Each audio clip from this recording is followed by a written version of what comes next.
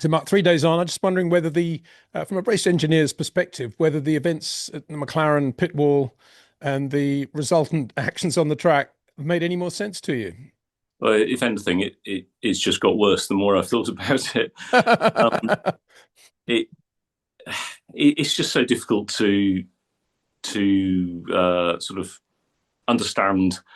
Well, not understand the thought process, but understand the background behind it, the reason why the decisions were made the way they were.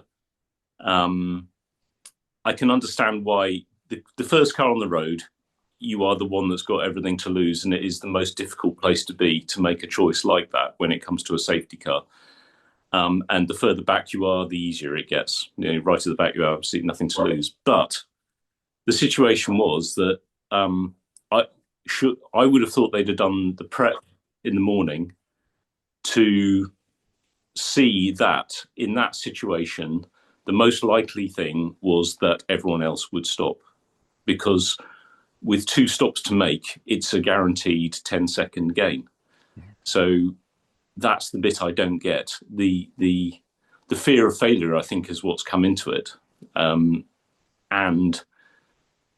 the risk of failing actually was more that you would lose out by not stopping than by stopping. But because they were terrified, I suppose, about the trying to give equality to the two drivers, so worrying about whether they could stop both of them at the same time, knowing that stopping Lando the next lap was going to put him a long way down the order.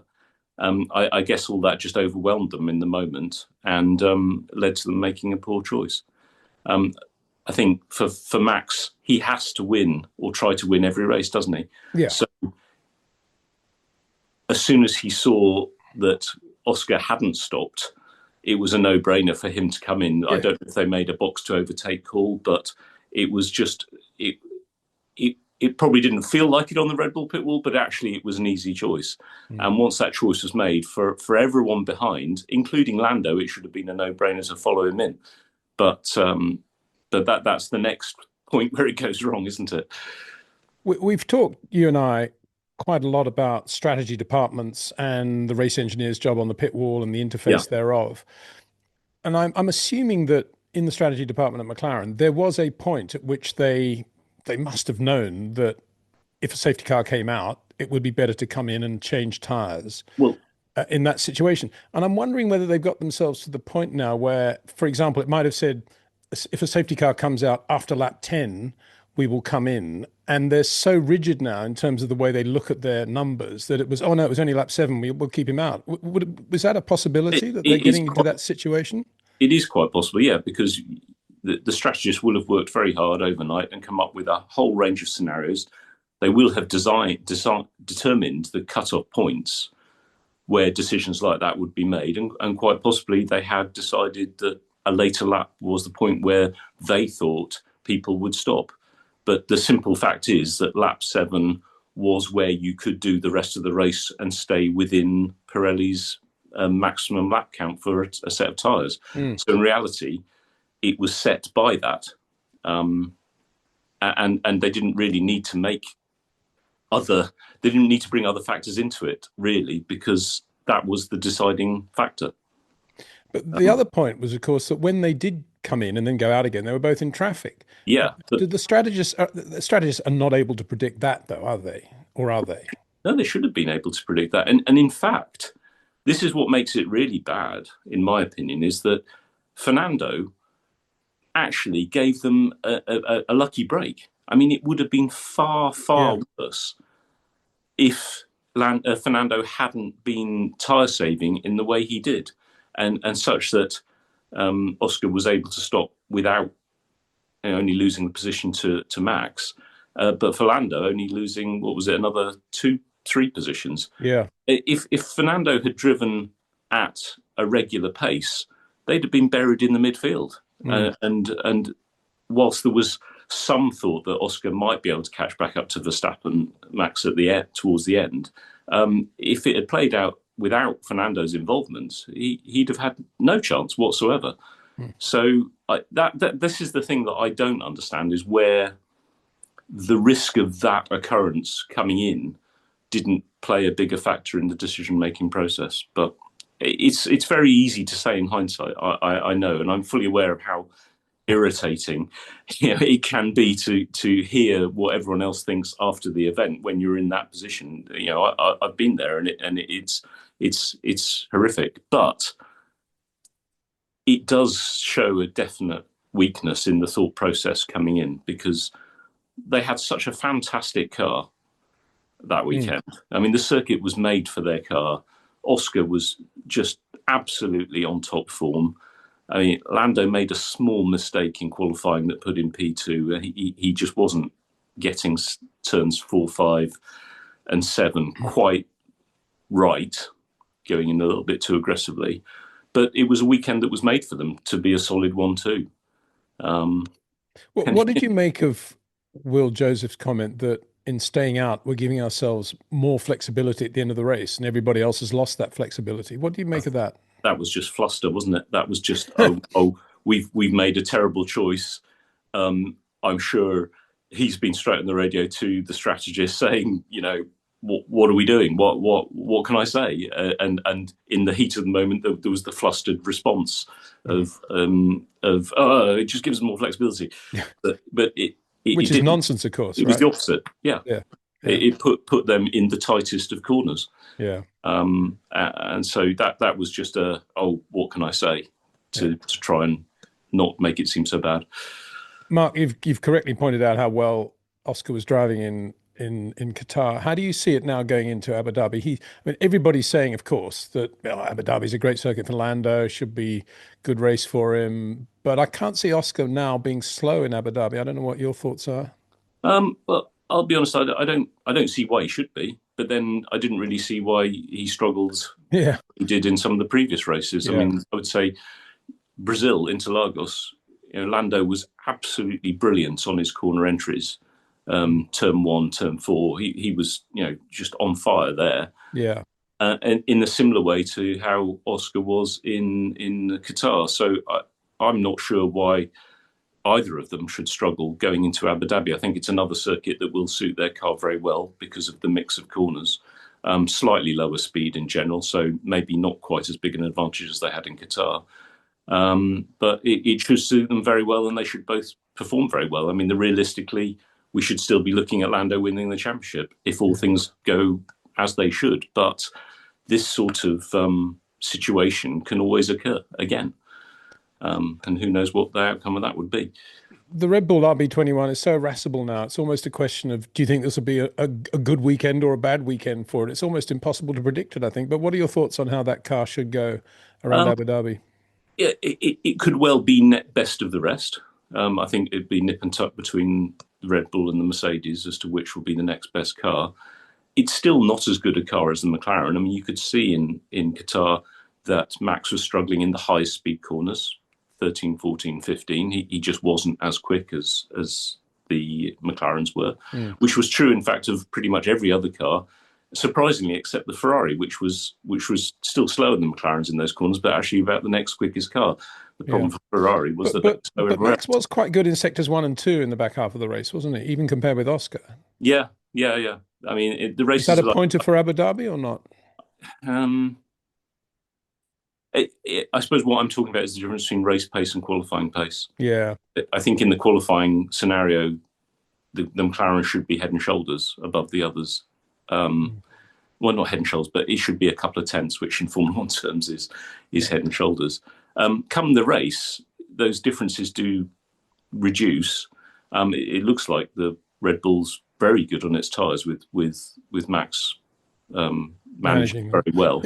So that's going to make it a slightly different scenario and give him the sniff of the victory, and he just finds that extra little bit, doesn't he? But yeah, and if they were going to have a bouncing problem going into Abu Dhabi, at least that's shown up in Qatar, and you're imagining they're going to hit the ground running in terms of that area of the setup. You would think so. I mean, they did struggle a bit, didn't they, getting the car up to speed through Friday and Saturday. I think it was that high speed, low speed, or it's the high speed and medium speed that are the big problems for most cars other than the Ferrari. If anything, I think the Red Bull will be a little bit closer in Abu Dhabi, because there are more of the lower speed corners, that whole sector 3, and obviously you've got the hairpin leading onto the long straight. But turns 2, 3, very high speed. And then you've got the long corner at the end of the second straight, which should be a great McLaren corner, as should the right-hander. You've got the very fast right, and then a right-hander into the sort of, should we say, the Marina section of the track. And the McLaren should be very strong on those entries there. But we shall see. McLaren should be a fun pit wall to be on in Abu Dhabi, particularly if things are not going as they expect. And let's say, for example, Max is leading, and say Oscar's second, and Lando's somewhere in 4th place, and there's a decision to be made with 3 laps to go as to what they might do. That'll be quite fun. I think the most difficult thing is going to be, how do they play off their 2 drivers at McLaren? Do they win? As seems inevitable, they'll come to a point where they'll need one or the other to help the other driver by slowing up the field to hold up Max. Are they going to do it, or are they not going to do it? That's a decision they have to make, and I think it comes down to priorities, doesn't it? At the end of it, you have to decide what you actually want to do, and I think they haven't really. They've said to the drivers they're going to be fair, but in being fair, they've actually been unfair in many ways. And do you actually have to sit down with your drivers and say, in this situation, we have no choice but to ensure that one of our drivers wins the championship? But you would think, but I'm not sure that is actually how it's going to play out. No, particularly as you point out, it could well be a McLaren front row, and you've got those 2 going into turn 1 side by side. Yeah. It could be. I don't see any reason why it wouldn't be, because they do have the best car, and 2 drivers who are very good at getting the most out of it within a tenth and a half of each other. So we shall see. But it will be an interesting weekend. It'll be an incredibly high pressure weekend. And in a way, again, this is what makes it more enjoyable for Red Bull in some ways, because they still have little to lose. They can just go for it. I'm sure it won't feel like that necessarily at the time. And Max will be very, very demanding because he sniffs that 5th championship. But that's all part of the excitement of it from the engineering point of view. I think they will enjoy the weekend. And even if they don't lose, they'll come out of it thinking that they gave McLaren a very good run for it. And rightly so. So it's going to be a fascinating weekend to watch.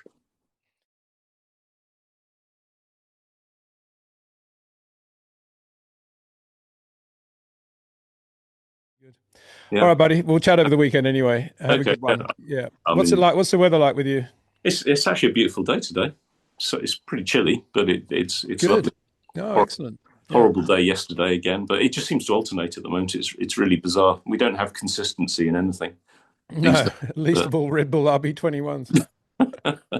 Yeah, it's interesting, isn't it, how they seem so off the pace on Friday. But to be fair, when I looked at the qualifying, I don't think Max was actually doing a great job. He was going into corners a bit too quick and losing on the exits, and it just looked like he was overdriving a little bit, which is unusual. You don't often see that. I think that was the first time he'd driven the car without bouncing, wasn't it? Possibly. I think they did that overhaul after the sprint race. Yeah. And it was the first time he went out sort of first lap in Q1, and you didn't hear him complaining about the bouncing. I mean, instead he was complaining about the handling's a little bit off left to right or something like that. Yeah. And we've never got to the bottom of what George Russell's on about with the steering either. 2nd race in a row, he said the steering's been tightening up and been inconsistent. On this one, he made the clear comment that it feels heavier on the one way than the other. Yeah, which is something that does happen and is quite, you have to get on top of. Really, that sounded more normal. And I have to say, sometimes they just get things in their heads. And I wonder if, because he's focusing on it so much because of the weekend in Vegas, he's now starting to pick up on tiny little things that previously he wouldn't have noticed. Yeah, good point. We went through a phase of that with Kimi at Lotus, where we had a bad 1 or 2 sessions where things weren't right. And of course, from then on, he was super paranoid about it.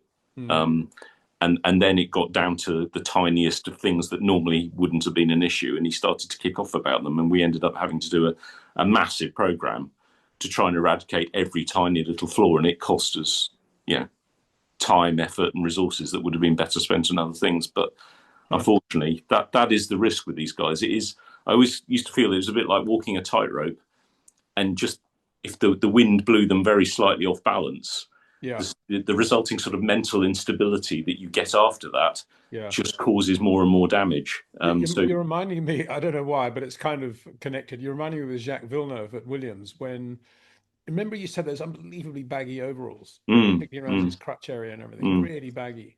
And he never, ever stopped complaining about the seat and how uncomfortable the seat was. And of course, because of the overalls. We'd strap him in and do the seat fitting. And it would be what it was. And then the next day we'd strap it in and there'd be a wrinkle in a different place. And the seat would go, I think we had 32 seats or something like that in one season. It was absolutely ridiculous. Jesus. Yeah. I mean, the guy, he just lived in a world of his own. And his throttle was just like an on-off switch. Yeah. He didn't want any movement in the throttle at all. I heard that. Like that. Yeah. It's funny though, because I remember, I don't know if you were involved, DC said at Monaco in, it was either 95 or 96. Sorry, 95 it must have been when he was at Williams. There was something went wrong just before the race, and he had to have his pedals reset, and the throttle was recalibrated incorrectly. Oof. And he literally had like 3 millimeters of throttle travel. I think it was 5 millimeters, he reckoned. Really? And he said it was just this is in Monaco of all places. He said the unbelievable thing was within 3 or 4 laps, he got used to it. Yeah. And he said, and that was why. Oh, funny. He said it was a revelation to him, because up until that point he'd been fretting about throttle maps and all this sort of stuff. And as drivers can get into.